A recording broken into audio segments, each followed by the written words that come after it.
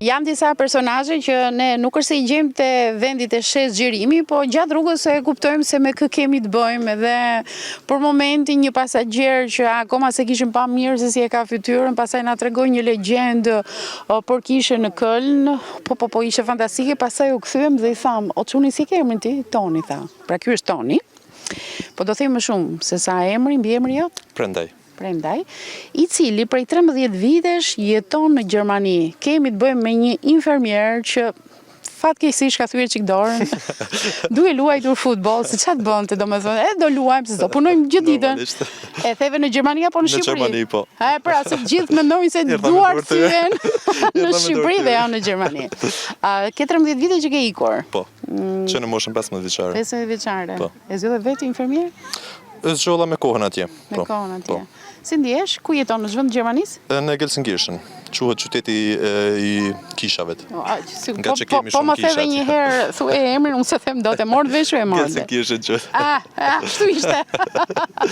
Bukur, je stabilizuar atje me familjen? Po, me familje. Okej, je I kënaqur? Po, shumë I kënaqur. Çfarë të mungon atje për shembull ty? Asgjë. Gjithë e ke? Kjo pamje Kjo të mrekullueshme. mungon tani, Kjo se për këtë atmosfera pamje që, ka po, kjo jetë e bukur që ne shqiptarët vetëm ne dim ta bëjmë. Okej.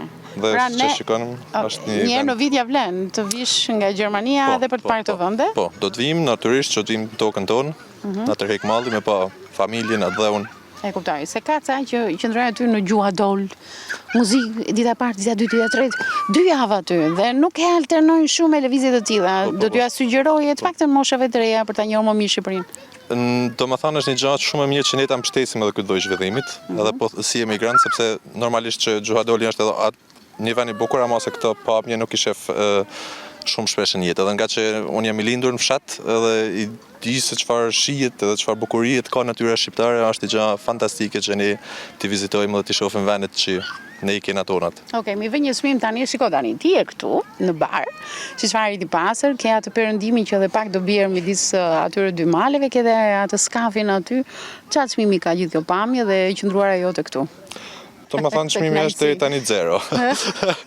Që do thotë që vish ta vizitosh nuk të kushton asgjë. Të vish të shikosh natyrën tonë. Tani akoma s'ka paguar. Ka hyrë në varr, e solli varrin deri këtu akoma s'ka paguar.